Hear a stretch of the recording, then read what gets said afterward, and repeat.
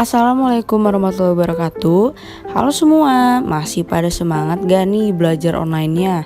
Masih dong, karena sekarang Azara dan Livia akan menjelaskan tentang klasifikasi sumber daya alam yang dijamin pasti bermanfaat kalau kalian baca. Disimak ya teman-teman. Nah, sebelum kita masuk ke penjelasan yang lebih dalam lagi, kita bakal jelasin nih apa itu sumber daya alam.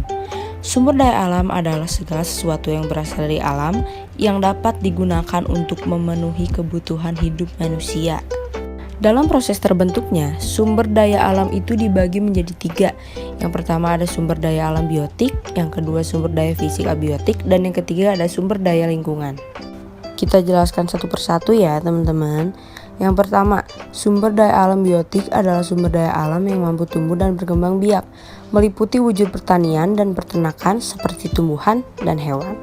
Dan yang kedua, ada sumber daya fisik abiotik, adalah pembentukan sumber daya alam secara alamiah dengan membutuhkan waktu sangat lama, meliputi bentuk dan wujud barang tambang dan sumber mineral.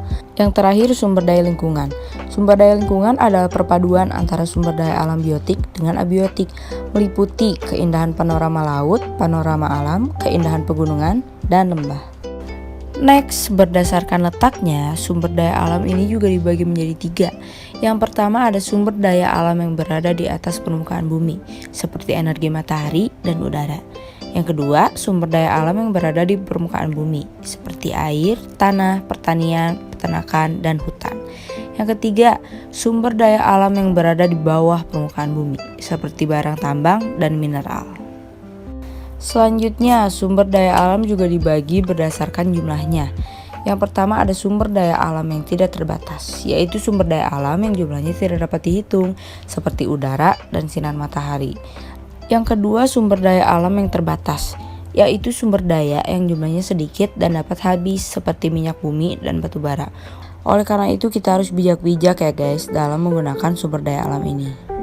Next, ada kemungkinan pemulihannya. Yang pertama, sumber daya alam yang dapat diperbarui atau renewable resource adalah sumber daya yang dapat tersedia kembali dalam waktu yang cepat sehingga tidak dapat habis.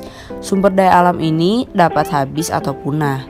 Contoh, tumbuhan, hewan, air, dan udara. Yang kedua, ada sumber daya alam yang tidak dapat diperbarui atau unrenewable resource. Merupakan sumber daya alam yang pembentukannya berlangsung sangat lambat dalam waktu jutaan atau ratusan juta tahun. Jumlahnya relatif tetap atau berkurang.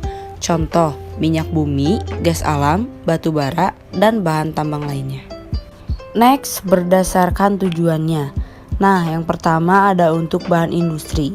Merupakan sumber daya alam yang umumnya digunakan sebagai bahan dasar atau bahan baku industri, misalnya tanah liat, belerang, dan sebagainya.